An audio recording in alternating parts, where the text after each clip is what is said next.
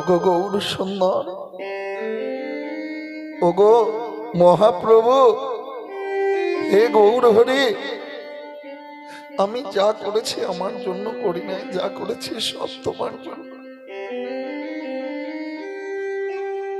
সামান্য এক খণ্ড হরিতকে সঞ্চয় করেছি, এটা আমার পাপ, এটা আমার ভুল। না ঠাকুর, কখনো হতে পারে না। এই এই সামান্য কারণের জন্য তুমি আমাকে ছেড়ে যেতে পারো না।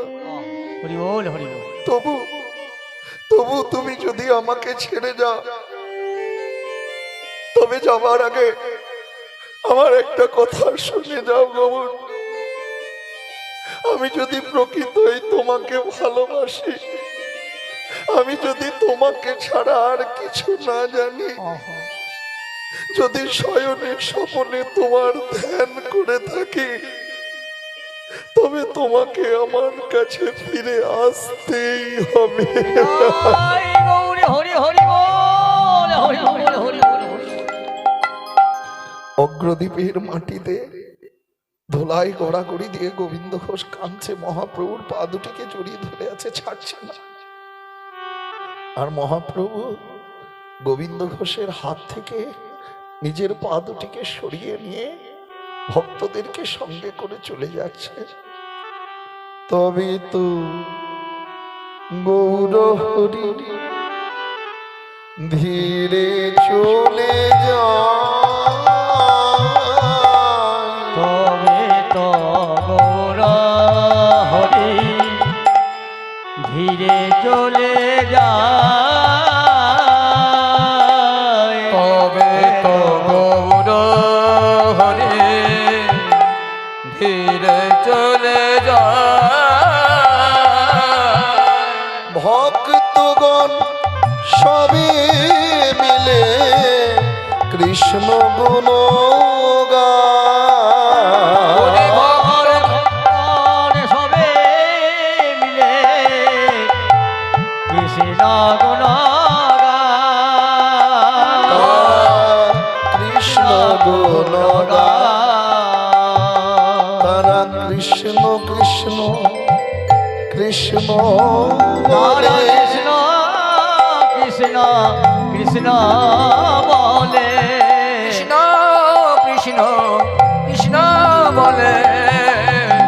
ভক্তগণ সবই তারা মিলে কৃষ্ণ কৃষ্ণ কৃষ্ণ বলে, ভক্তগণ সবে মিলে তারা কৃষ্ণ কৃষ্ণ কৃষ্ণ বলে। এখন আপনাদের মনে হতে পারে মা, যে মহাপ্রভুর এইভাবে কিন্তু গোবিন্দ ঘোষকে ছাড়াটা ঠিক হয়নি। এই তুচ্ছ কারণ, সামান্য কারণের জন্য তিনি ছেড়ে দিলেন, যে একটা হরিতকি রেখেছে বলে। কিন্তু এই গোবিন্দ ঘোষের মধ্যে দিয়ে প্রভু আমার দেখাবেন যে ভক্ত একা ভগবানের সেবা করে না, ভগবান ও ভক্তের সেবা করে। হরি বল হরি বল। ভক্ত একা ভগবানের জন্য কাঁদে না, ভগবান ও ভক্তের জন্য কাঁদে। এছাড়া গোবিন্দ ঘোষকে ছাড়ার আরেকটি কারণ, গোবিন্দ ঘোষ আগের জন্মে ছিলেন রাধারানীরই এক সখী, অন্তরঙ্গা সখী। কে? রঙ্গদেবী। ললিতা, বিশাখা, চিত্রা, চম্পকলতা, তুঙ্গবিদ্যা, ইন্দুরেখা, রঙ্গদেবী, সুদেবী, এই যে অষ্টসখী, তার রঙ্গদেবী হলেন গোবিন্দ ঘোষ। কি করে হলেন? একদিন রাধারানী নিকুঞ্জ ভবনে খুব সুন্দর করে কুঞ্জ সাজিয়েছেন, ফুল টুল দিয়ে কুঞ্জ সাজিয়ে অধীর আগ্রহে অপেক্ষা করে বসে আছেন। অপেক্ষা করে আছে কৃষ্ণ আসবে, কৃষ্ণ আসবে, কৃষ্ণ আসবে, কৃষ্ণের সাথে বিলাস করব। পাশে আছে রঙ্গ। রঙ্গ পাশে থেকে বলে, রাধে তুই গোবিন্দের লাগি কুঞ্জ সাজিয়েছিস? হ্যাঁ, তুই অধীর আগ্রহে অপেক্ষা করে বসে আছিস। আচ্ছা ধর, যদি তোর কৃষ্ণ তোর কাছে না আসে, ধর যদি কৃষ্ণ তোকে ভুলে গেল, তাহলে তুই কি করবি? রাধারানী বলছেন, না রঙ্গ, রঙ্গ তুই আমার সখী, আমার অন্তরঙ্গ, আমার মরমের মরমিয়া। হরি বল হরি বল। এই অমঙ্গলের কথা তুই বলতে পারছিস, কুলক্ষণের কথা, যে কৃষ্ণ যদি আমার কাছে না আসে, কৃষ্ণ যদি আমাকে ভুলে যায়। ওরে রঙ্গ, কৃষ্ণ বিরহ যে কত দুর্বিষহ তা তুই জানিস না। অন্তরে কৃষ্ণ পেয়ে কেউ যদি কৃষ্ণ হারা হয়, তার যে কি কষ্ট হয় তা তুই জানিস না। তাই আমি তোকে অভিশাপ দিচ্ছি, আগামী কলিযুগে তুই ভগবানকে কাছে পেয়েও হারাবি। নিতাই গৌর হরি হরি বল। গৌর হরি হরি বল, হরি বল, হরি বল। তুই ভগবানকে কাছে পেয়েও তার বিচ্ছেদ বেদনা অনুভব করবি। তাই সেই রঙ্গদেবী কলিযুগে গোবিন্দ ঘোষ হয়েছেন। তাই মহাপ্রভুকে গৌর হরিকে পেয়ে আবার তার সঙ্গ ছাড়া হলো। অনিদ্রায় অনাহারে কাঁদতে থাকে গোবিন্দ ঘোষ, ধুলায় গোড়াগড়ি দিয়ে, গৌর গৌর তুমি আমাকে ছেড়েছো, কিন্তু আমি যে তোমাকে ছাড়তে পারছি না। একটি নাম গৌর, গৌর, গৌর, গৌর, গৌর, গৌর, গৌর হে, গৌর, গৌর, গৌর, গৌর, গৌর, গৌর হে। গৌরে গৌরে গৌরে গৌর, গৌরে গৌরে গৌরে হে, গৌরে গৌরে গৌরে গৌর, গৌরে গৌরে গৌরে হে। গৌর গৌর গৌর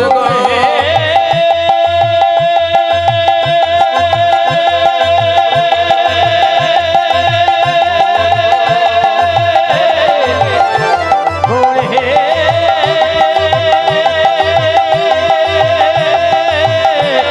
গৌরে হে, গৌরে হে। না না, আর আমি থাকতে পারছি না। এবার এবার আমি গঙ্গার জলে প্রাণ বিসর্জন দেবো। কি করে? আজ গৌর গৌর গৌর বলি,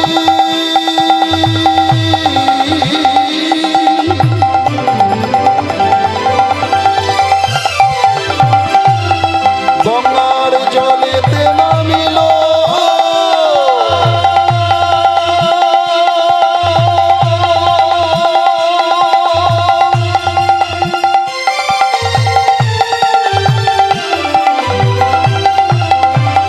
প্রভুর কৃপায় কষ্টি পাথর, গাত্র পরশ কইল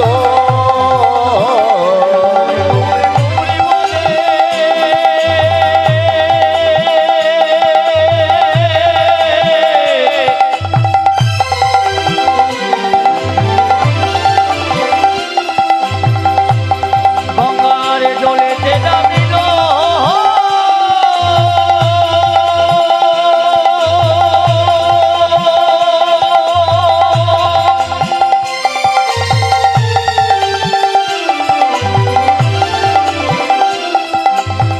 প্রভুর কৃপায় কষ্টে যে পাথর, গাত্র পরশ কইল। তোরা কাষ্ঠ মনে করি সরাইয়া দিল, আরে পুরা কাষ্ট মনে করি সরাইয়া দিল। কাষ্ঠ এসে বারে বার গাত্র পরশ কইল, সে বারে বার গাত মন কইল। তোরা কাষ্ঠ সরে যা, কাষ্ট সরে যা, ওরা কষ্ট সরে যা এ প্রাণ আর রাখবো না, কাষ্ট সরে যা, ওরে প্রাণ আমি আর রাখবো না। পুরা কাষ্ট সরে যা। গৌর গৌর গৌর গৌর বলতে বলতে গঙ্গার জলে নেমেছে, আর একটা মরা পোড়ার কাঠ এসে গোবিন্দ ঘোষের গায়ে লাগছে। কাঠটিকে সরিয়ে দিচ্ছে, আবার গায়ে লাগছে, আবার সরিয়ে দিচ্ছে, আবার গায়ে লাগছে। ও এ পোড়া কাঠ, হ্যাঁ, এত এই যেই না ছুটতে যাবে তীরের দিকে, এত ভারী।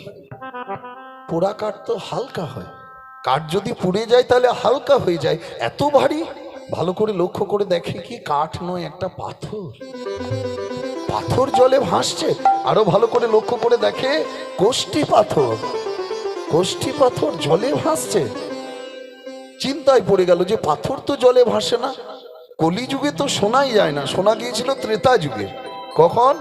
যখন রাবণ সীতাকে নিয়ে গিয়েছিল হরণ করে, তখন রামচন্দ্র আর বানর সৈন্যরা লঙ্কায় যাওয়ার জন্য সমুদ্রে সেতু বাঁধিয়েছিল। তা সেতু বাঁধতে গিয়ে বড় বড় পাথর এনে সমুদ্রের জলে ফেলছিল, কিন্তু পাথরগুলি সবই জলের তলে তলিয়ে যায়।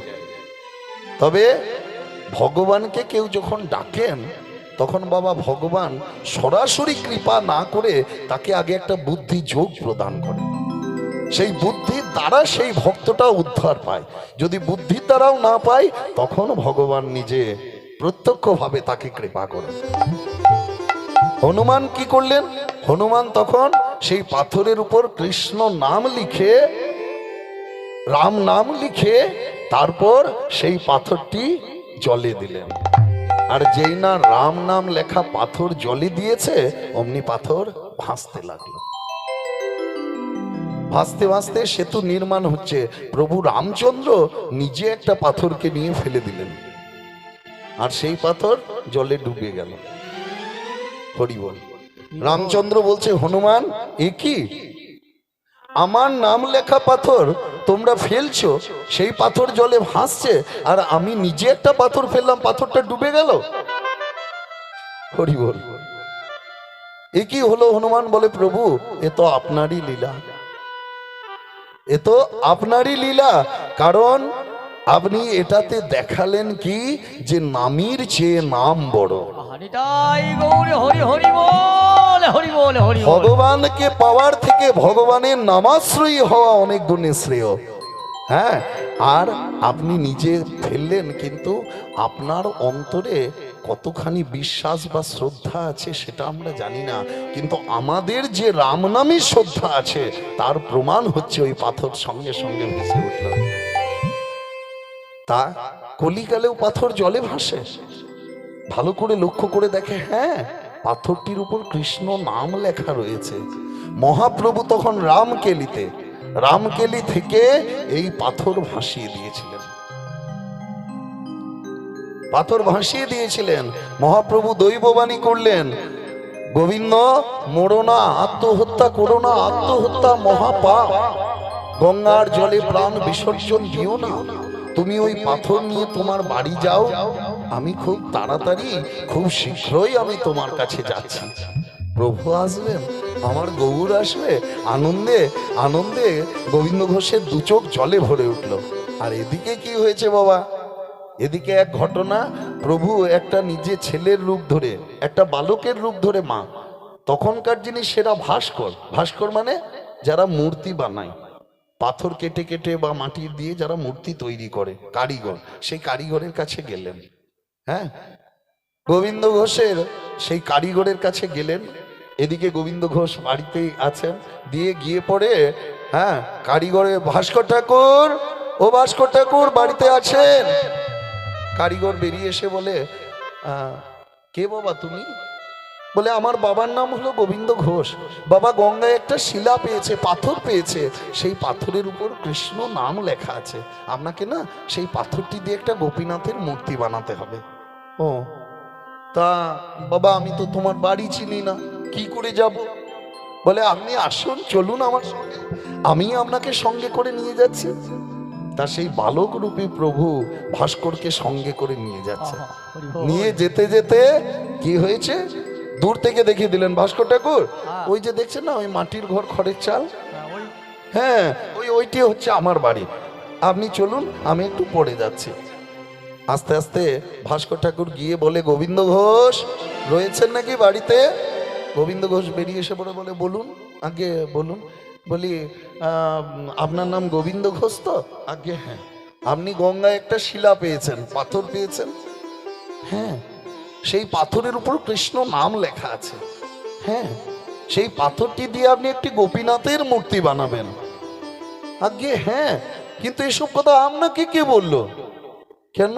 আপনার ছেলেই তো আমাকে ডাকতে গিয়েছিল। দূর ভাস্কর ঠাকুর, পাগল হয়েছেন নাকি? আমি সংসারই করিনি, আমার আবার ছেলে আসবে কোথা থেকে? ও, গোবিন্দ ঘোষ মনে মনে ভাবছেন, এ তাহলে আমার গৌরের কৃপা, আমার গৌরের কৃপা ছাড়া এমন হতে পারে না। মূর্তি নির্মাণের জন্য কারিগরের দরকার, ভাস্করের দরকার, আর প্রভু আমার নিজেই ভাস্কর পাঠিয়ে দিয়েছেন। হরি বল হরি বল। তা আর সেই ভাস্করের সঙ্গে যখন কথোপকথন হচ্ছে, তখন মহাপ্রভু আমার নাম গাইতে গাইতে চলে আসে। গাই গোরা মধুর স্বরে, গাই গোরা মধুর স্বরে, গাই গোরা মধুর স্বরে, গাই গোরা মধুর স্বরে, গায় গোরা মধুর স্বরে, গায় গোরা মধুর স্বরে। হরে কৃষ্ণ কৃষ্ণ কৃষ্ণ কৃষ্ণ হরে হরে, হরে রাম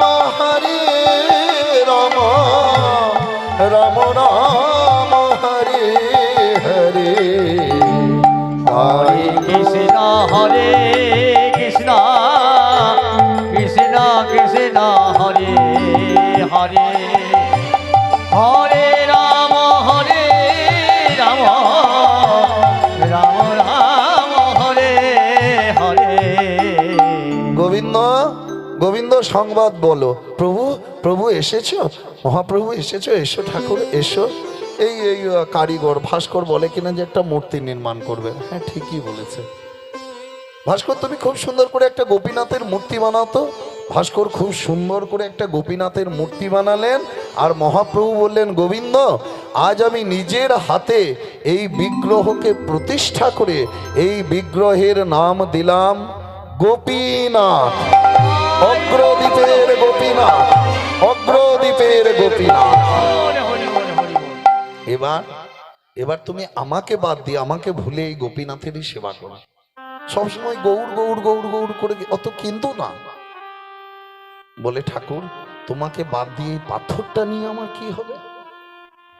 হে গৌর তোমাকে ছেড়ে দিলাম, আর এই পাথরটাকে ধরে আমি কি করব? বলো না, বলো না গোবিন্দ, বলো না। পাপ হবে, হোক পাপ। পাপের ভয়ে নিজেকে লুকিয়ে রাখা, নিজেকে বঞ্চিত করে রাখা পাপ নয়। শোনো গোবিন্দ শোনো, তুমি যদি বলো আমার একটা কথা তুমি রাখবে, তাহলে আমি তোমাকে দেখাবো এই পাথরই বা কে আর আমি বা কে। কি কথা রাখতে হবে তুমি বলো। বেশ ঠাকুর আমি তোমার কথা রাখবো। তাহলে দেখো গোবিন্দ, এই পাথরই বা কে আর আমি বা কে। কি হলো? দেখতে দেখতে শ্রীমান মহাপ্রভু আমার সেই পাথরের গোপীনাথের মূর্তির মধ্যে প্রবেশ করলেন। চমকে উঠলো গোবিন্দ ঘোষ, এ কি, এ আমি কি দেখছি? হ্যাঁ ওই তো আমি দেখতে পাচ্ছি আমার গৌরের শিরে বিনোদ চূড়া, ওই তো আমি দেখতে পাচ্ছি আমার গৌরের শ্রীকরে রাধা বলা মোহন বেনু, ওই তো আমি দেখতে পাচ্ছি আমার গৌরের গলে পঞ্চফুলে গাথা বই জয়ন্তী মালা, ওই তো আমি দেখতে পাচ্ছি আমার গৌরের কটিত টিপিত ধরা, ওই তো আমি দেখতে পাচ্ছি আমার গৌরের চরণে নুপুর। নমো ব্রহ্মণ্য দেবায়, ও ব্রাহ্মণ হিতায় চ জগদ্ধিতায় কৃষ্ণায় গোবিন্দায় নমো নমঃ।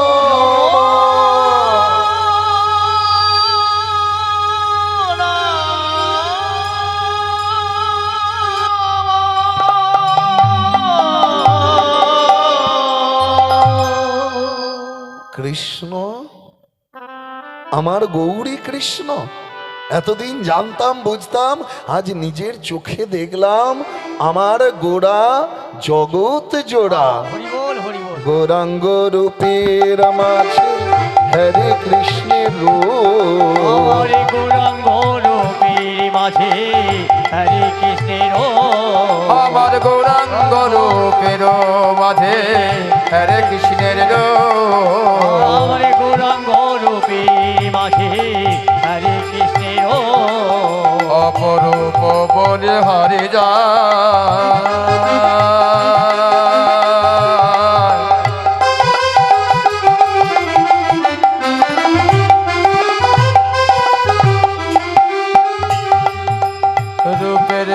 হরি জয়